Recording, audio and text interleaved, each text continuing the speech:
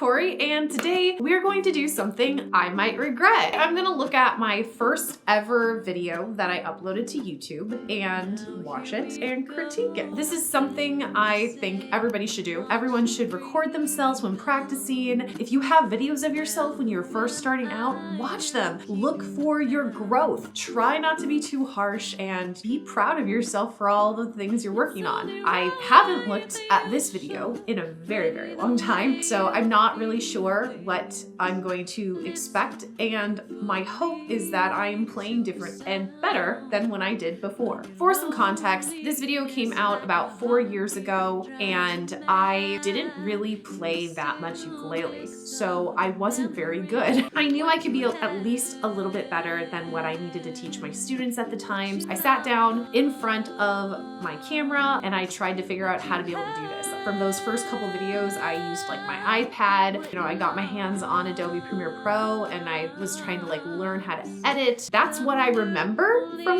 the experience. And I remember this first video took me so long to complete. Both recording, because I get super nervous because I hadn't at that point had over 200 videos worth of experience to be able to talk to a video in a room by myself and not feel awkward about it. So let's just get started. Ah, yes. Hi, I'm Corey and this is Corey Teaches Music. That theme song music. I thought it was such a good idea just to keep it in the background the entire time. The great thing about this song is for pretty much the entire time, it's only 2 chords. All right, so let's get started. The first thing you're going to want to make sure you do is have your ukulele in tune.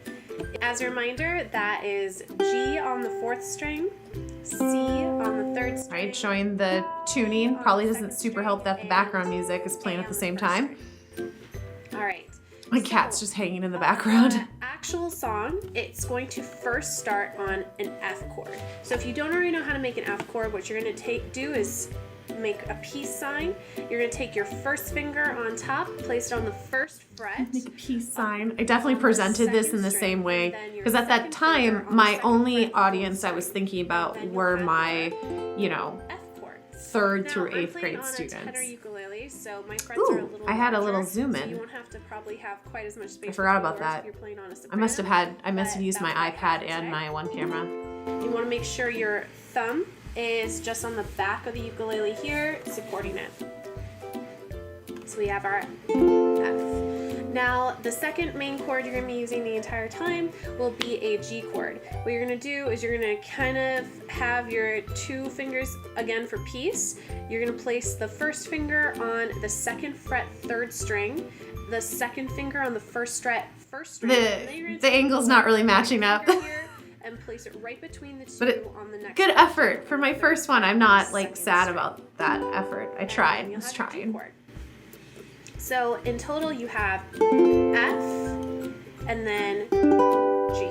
And you're just gonna be going between those. So what I would recommend is if you're not already comfortable playing your F and your G chords, just go right between those 2, back and forth. I would say the same now.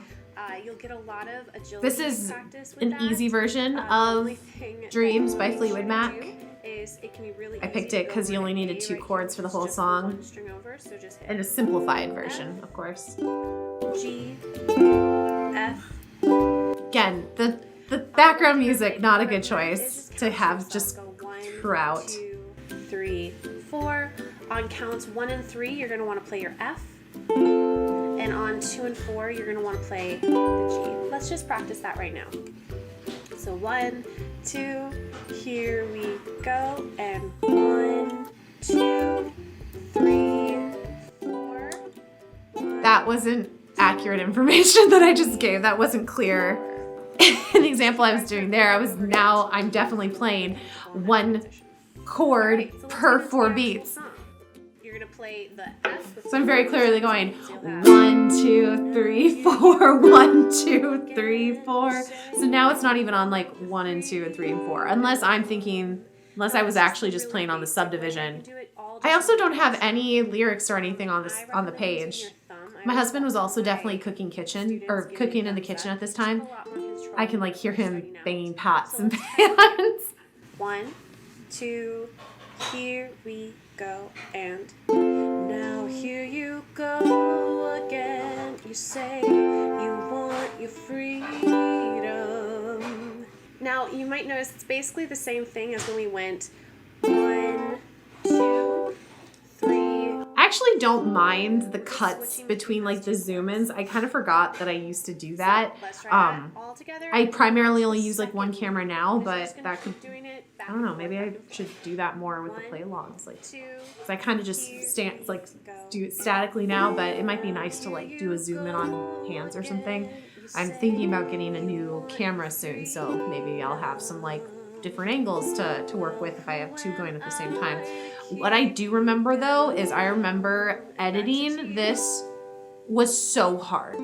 I spent days editing this video, and it's only a 6, almost 7-minute video, and I spent days, like hours and hours and hours. And at the time I had like committed to a video almost every day. I don't know why I thought it was gonna be so much easier, because these were all new skills I was doing.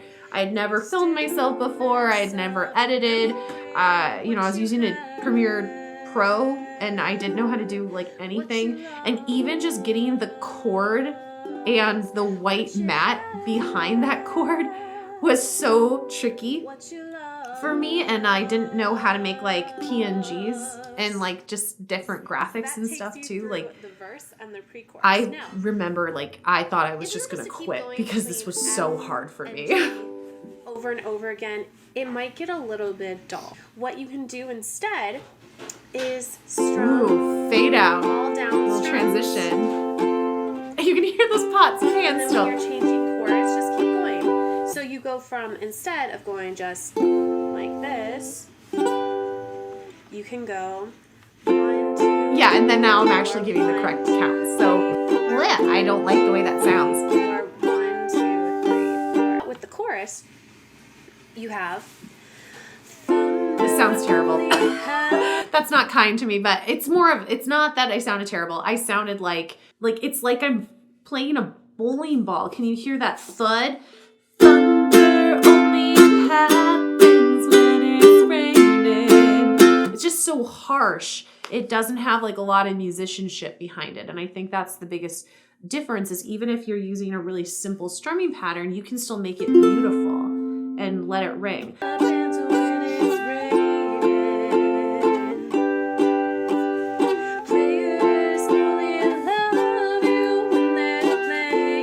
Yeah, so I'm definitely strumming too hard.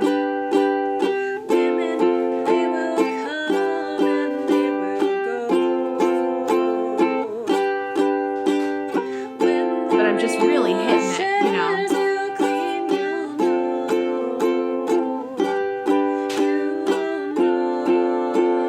I'm having some tempo issues.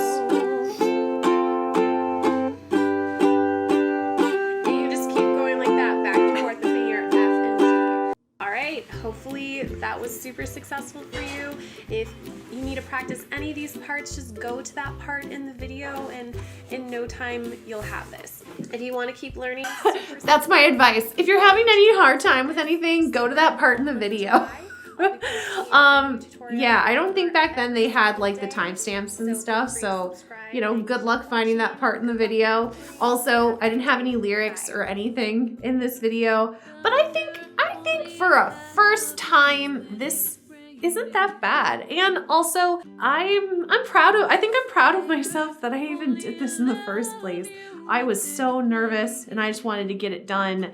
And yeah, I don't think that's terrible for a first time through. And just like in general, just everything looks better. I think I just approach it with a lot more confidence now. But you should definitely look at an old video or a recording of yours, listen to it, think about the things that maybe you're not doing so great, but also find those things that you are doing well. But let me know what biggest differences you think. If you've been like watching from the beginning or even for a little while, let me know.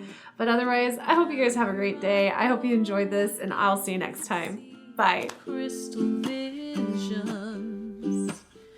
I keep my visions to myself.